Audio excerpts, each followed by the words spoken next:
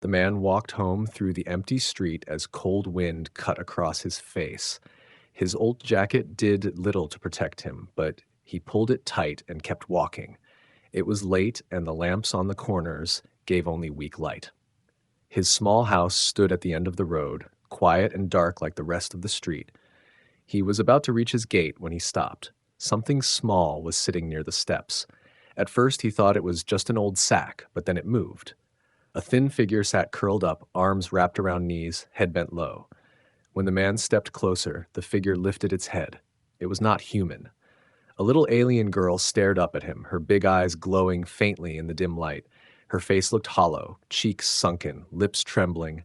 Her hands shook as she held her stomach, and she whispered one weak word: food.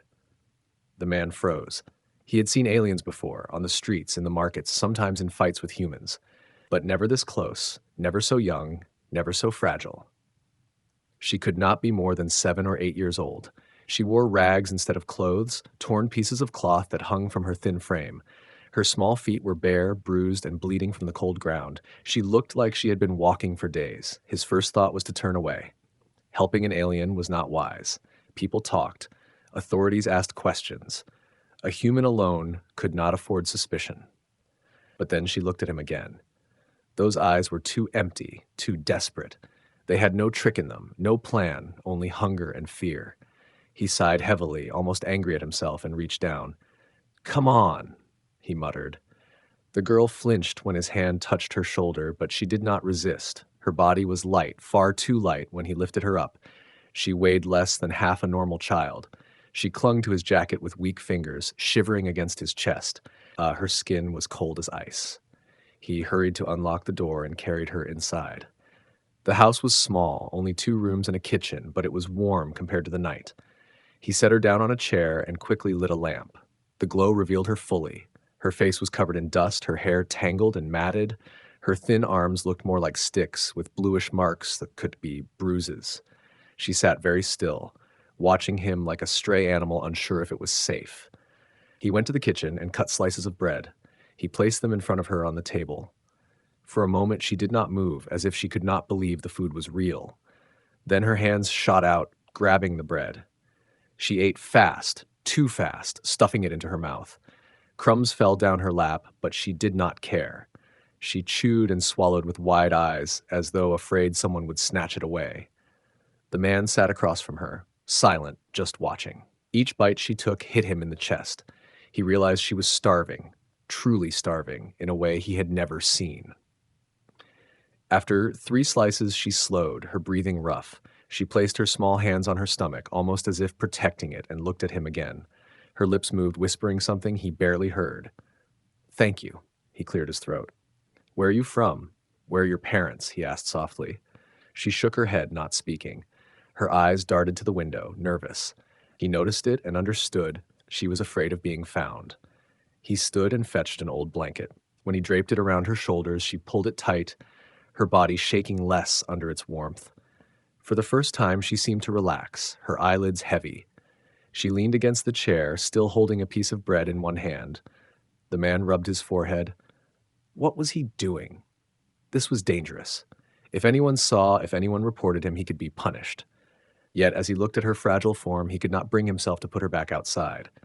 She was just a child. Nothing more. Minutes passed. Her head slowly dropped to the table, and she fell asleep with crumbs around her. He stared at her, the lamp light soft on her tired face. Something inside him shifted, a quiet voice telling him that this was not a mistake. She had knocked on his life without a word, and somehow he could not close the door. Later that night, when the house was silent, he walked to the window and looked out at the street. The lamps flickered, and the shadows stretched long. He thought of the girl asleep in the next room and felt unease crawl inside him. Who was she running from? Why was she alone? And why did he already feel like he had stepped onto a path he could never turn back from? He returned to the chair where she slept, her thin frame wrapped in the blanket. She stirred slightly, murmuring in her sleep, then clutched the bread tighter, as if afraid it would vanish. The man's chest tightened. He whispered to himself, "Just one night. Only tonight." But even as he said it, he knew it was a lie. Something had already begun, and it would not end so easily. The morning sun slipped through the cracks of the curtain, painting the small room with pale light. The man stirred from the floor where he had slept, his back sore from the hard boards. He turned his head toward the table. The chair was empty. The blanket he had given the little alien girl was folded neatly, crumbs scattered across the surface, and the last piece of bread lay untouched. She was gone. He sat up quickly, heart racing, but the silence told him she had left before dawn. He rubbed his face with both hands, trying to shake away the strange feeling that clung to him. It was relief and disappointment mixed together. She had eaten, warmed herself, and disappeared, just as he should have wanted. Less risk, fewer questions. Yet, as he walked around the small house, checking the door she must have slipped through, he realized something gnawed at him. The chair looked too empty. The house felt colder without her. For the rest of the day, his mind was restless. He tried to work, chopping wood and fixing the small fence at the edge of his garden, but every sound from the street made him look up.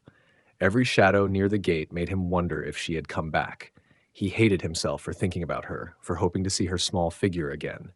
He told himself it was only kindness, a single act that meant nothing. But when he remembered how she had clutched his sleeve the night before, whispering "thank you" in that weak voice, he felt a weight in his chest he could not push away. Night came, and with it came silence. He sat by the window, staring into the street. The lamps flickered again, stretching thin lines of light across the cobblestones. He thought he heard footsteps once, but it was only the wind. He went to bed late, but sleep never came easy. He kept imagining her wandering in the dark, hungry again, too small to defend herself. 3 nights passed. Each evening he checked the gate before locking it. Each morning he glanced at the chair by the table. Empty. Always empty. He tried to convince himself it was for the best. Maybe she had found others of her kind. Maybe she was safer, far from him. But the questions stayed, digging into him like nails. Who had left her on the street? Why was she so desperate, so thin, so afraid? On the 4th night, soft knocks came at the door. He froze in the kitchen, knife in his hand halfway through slicing bread. The sound was gentle but steady, like someone afraid to knock louder. His heart jumped, and before he knew it, his legs carried him to the door. He pulled it open. She was there, the same little alien girl, standing on the step with her big eyes shining faintly in the dim light. But this time, she was not alone. Beside her stood a taller figure, bent slightly as if exhausted. An alien woman, thin and pale, her face gaunt with hunger, her arm wrapped protectively around the child. The girl looked up at him and whispered, "This is my mom. You helped me. Can you help her too?" For a long moment he said nothing. The sight struck him harder than he expected. The mother's legs looked unsteady, her hands trembling as she leaned against the doorway. Her clothes were torn, her eyes shadowed with fear and fatigue. They both looked as though the world had been trying to erase them. His throat felt dry. Letting one starving child into his home had already been dangerous. Letting 2, an adult and a child, was far worse. Neighbors might see. Authorities might ask why aliens were inside his walls. He could already feel the weight of questions, the sting of punishment. But then the girl tugged lightly at her mother's hand, waiting, trusting him with those same desperate eyes as before. He stepped aside without a word. The woman hesitated, staring at him with suspicion, but the child pulled her forward. Together they crossed the threshold. He shut the door behind them, his pulse loud in his ears. The small house suddenly felt even smaller, the air heavy with unspoken danger. The woman straightened herself and nodded once, silent but filled with pride. She did not thank him, but her eyes spoke enough. The girl climbed into the same chair she had sat in before, looking more at ease this time. Her mother stood near, swaying slightly from weakness. He placed food on the table, more bread, some stew he had kept for himself. The girl ate quickly again, but now she broke pieces for her mother too, placing them gently in her hands. The sight burned into him deeper than any warning ever could. When the mother finally spoke, her voice was rough, broken, yet steady. "We won't stay long. Just until she has strength." He didn't answer. He only pushed more food toward them. Deep inside, he already knew her words were a lie. The fire in the small stove flickered low, sending soft light across the wooden walls. The man sat at the edge of the table, his hands wrapped around a chipped cup. but he wasn't drinking. His eyes stayed fixed on the two figures across from him. The little girl, her cheeks now less hollow than before, leaned against her mother's side. The woman, though still pale and thin, sat upright with a strength that hadn't been there when she first stepped through his door. They both ate slowly this time, as if afraid the food might vanish if they were careless. When they finished, the girl looked at him with wide eyes. She clutched her mother's arm and whispered, "He gave me bread when I was alone." The woman's gaze followed her daughter's words, resting on him. It was sharp, guarded, but there was something else buried there, a flicker of reluctant trust. He shifted uncomfortably under her stare. "You shouldn't be out there," he said at last, his voice low. "People are watching, soldiers too." The woman's lips tightened. "People watch everywhere," she answered quietly. "Better to starve in the streets than be taken back." Her words pressed against him like a heavy stone. Taken back. He didn't ask yet, but he felt the weight behind them. The little girl tugged at her mother's sleeve and leaned closer to the table. "We can stay here, right?" Her voice carried a hope too fragile to break. The man opened his mouth, but no answer came. He looked at the child's trembling hands, at the faint scars across the woman's wrists, at the exhaustion in their eyes. He knew the truth already. If they left tonight, they wouldn't survive long. He nodded slowly, almost against his own will. "For now," he muttered. That night he cleared out the small corner of his room, spreading blankets on the floor for them. The woman hesitated before lying down, still keeping her daughter close. The girl curled under the blanket, her soft breaths filling the silence until sleep claimed her. The man lay awake on the other side of the room, staring at the ceiling. He had opened his door once, thinking it would be for a single night. Now there were 2 lives depending on him. Morning came too quickly. He woke to faint movement, the woman standing near the window, pulling the curtain aside just enough to look outside. Her back was tense, her shoulders rigid. He rose quietly, approaching her. "Someone after you?" he asked. She didn't turn to him at first. Her voice was nearly a whisper. "They always are." Then she finally faced him, and for a moment he saw fear and fire mixed together in her eyes. "You don't know what it means helping us. If they find out, they won't just punish you, they'll destroy you." He should have felt regret. He should have ordered them out before it was too late. But instead, he only said, "Then they'll have to come here first." The words slipped out before he could stop them, and he realized he meant them. Later that day, he walked into the village to trade for food. As he passed neighbors, he felt their eyes linger on him longer than usual. Whispers followed him. He kept his face calm, his steps steady, but his mind raced. Had someone seen the girl before? Had someone noticed the shadows moving in his house? By the time he returned, his basket heavy with bread and grain, he was sweating despite the cold air. When he stepped inside, the little girl ran to him, smiling for the first time.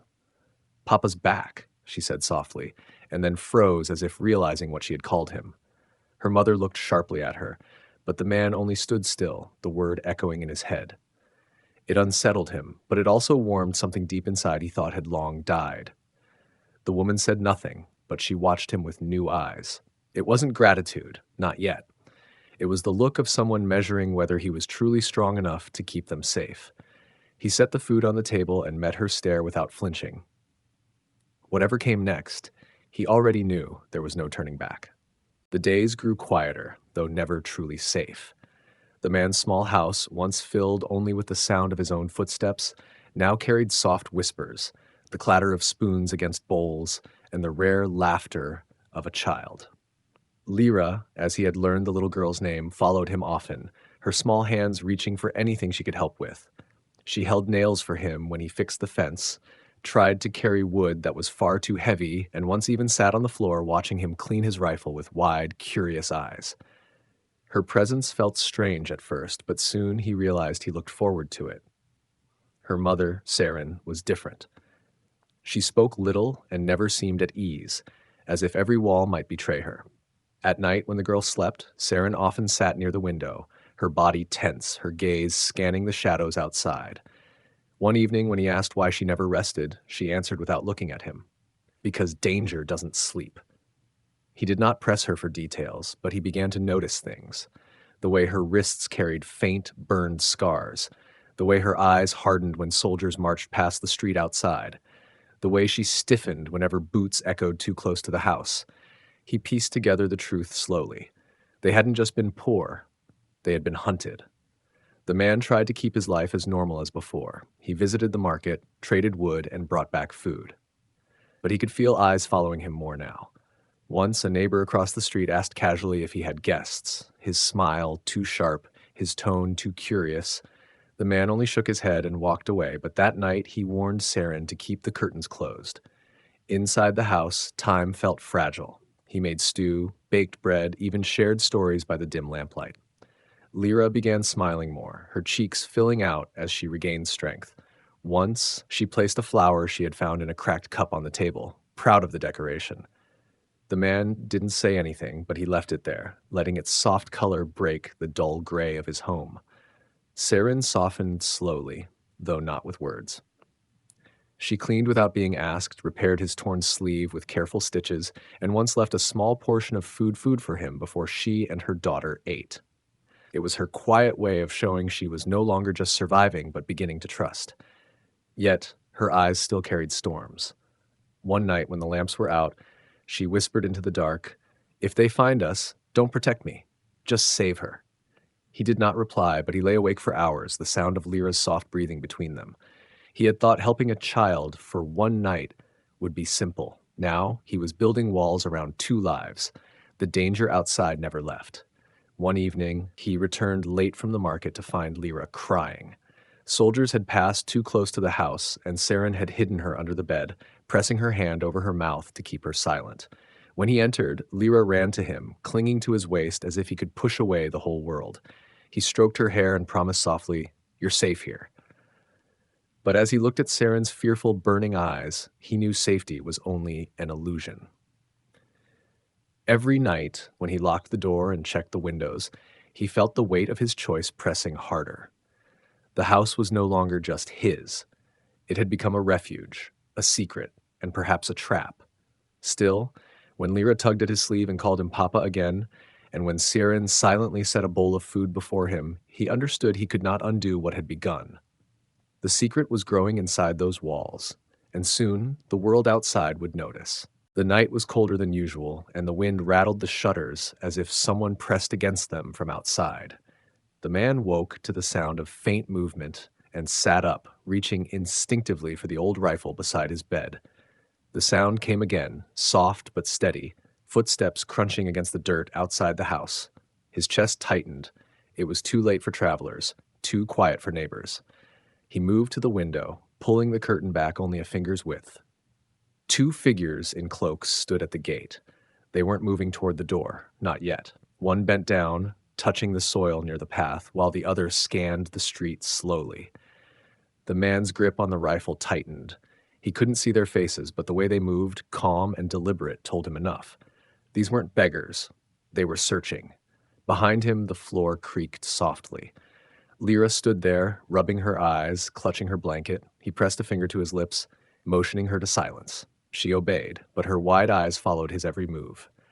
Saren appeared next, her face pale in the dim light. She didn't ask questions. Her eyes darted toward the window, then back to him. She already knew. The man whispered low, "Take her. Stay in the back room. Don't make a sound." Saren nodded quickly, scooping Lyra into her arms despite the child's small protest. The man watched them disappear into the shadows of the house, then turned back to the window. The two figures still lingered near the gate, one of them pointing toward the roof, then the fence. His stomach turned cold. They were marking houses. His house. Minutes stretched like hours. Finally, the figures moved on, their cloaks vanishing into the street beyond the lamps. The man let out a breath he hadn't realized he was holding, his fingers aching from how tightly he held the rifle. He stayed at the window long after they were gone, listening for the faintest sound, but only the wind remained. When he finally returned to the back room, Lyra was curled against her mother's chest, trembling. Saren looked up at him, her face tense but her voice steady. "They will come back. They don't give up." He sat down heavily, the rifle across his lap. "Then we'll be ready." Saren shook her head. "You don't understand. They want her. They don't care about me. They want what she is." Her eyes darkened, and her hand pressed protectively against her daughter's hair. They will burn down every house in this street if it means finding her. The man stared at them, his mind spinning with questions he dared not ask. He had taken them in thinking it was only hunger, only pity. Now the truth stretched before him like a knife's edge. He had not sheltered strays, he had given refuge to hunted prey. That night, none of them slept. He sat near the door with his rifle, listening to the silence outside, his thoughts sharp and restless. Every small sound made him raise his head. Saren did not move from the corner where she held Lyra close. The child's soft breaths broke in hiccups of fear until she finally slipped into uneasy sleep. When dawn came, the man's decision hardened inside him. He fetched old planks and nails from the shed, hammering quietly while the village stirred awake. He built small hiding spaces beneath the cellar floor. He tested the locks on every window and sharpened the edge of his hatchet until it gleamed. Saren watched him, her face unreadable, until at last she said, "You're wasting your strength. You can still walk away." He looked at her and then at the child, who sat nearby trying to braid broken strands of rope into a plaything. "I won't walk away," he said simply. The words surprised even him, but when he spoke them, he felt something shift. He was no longer keeping them hidden out of guilt or fear. He was preparing to fight for them, no matter who came knocking next. The house had changed, and so had he. Outside, the street carried whispers and shadows, but inside, something stronger was being built, something he could not turn from now. The morning sky was gray, and the air carried the weight of silence. The man stood in the yard, axe in hand, splitting wood into sharp pieces. His muscles burned with every swing, but he welcomed the ache. Work kept his thoughts from unraveling. Each strike of the blade was a vow, each falling log a promise.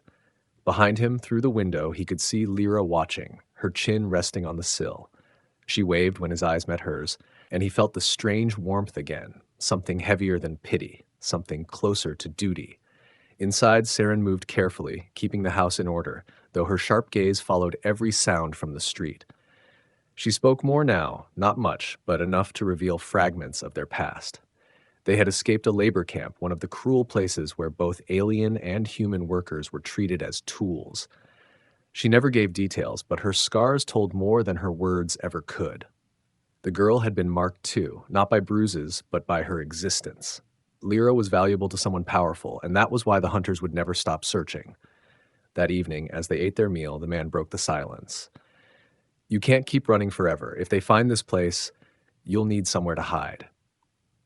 His tone was firm, not a suggestion, but a decision already made. Saren's jaw tightened. "You'll be punished if they discover us here. They will call you traitor." He set down his spoon and leaned closer, his voice steady.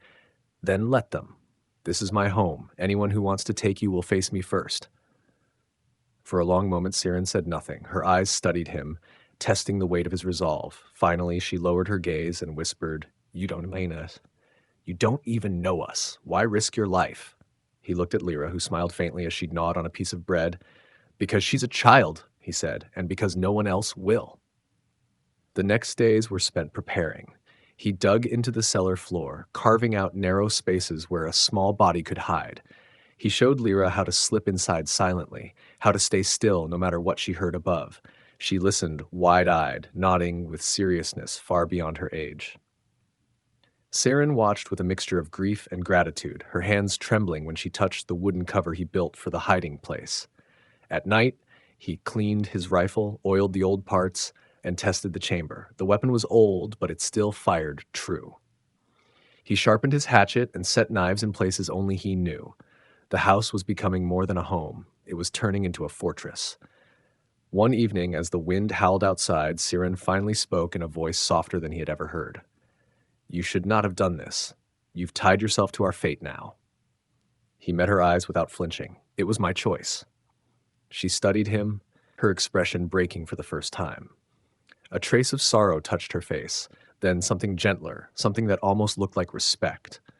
She whispered, "Then you are braver than most of my own people." When the house grew silent and the child was asleep, the man sat awake by the door, rifle across his knees. His thoughts twisted between fear and determination.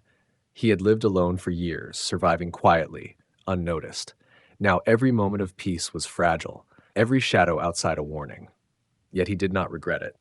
The girl's laughter, Serene's guarded strength, the fragile life growing inside his walls, they had become his burden and also his purpose. He closed his eyes for a brief moment, listening to the soft breaths of those he sheltered. Whatever storm was coming, he was ready to face it. The hunters could come with fire or steel, but they would not take these two without going through him first.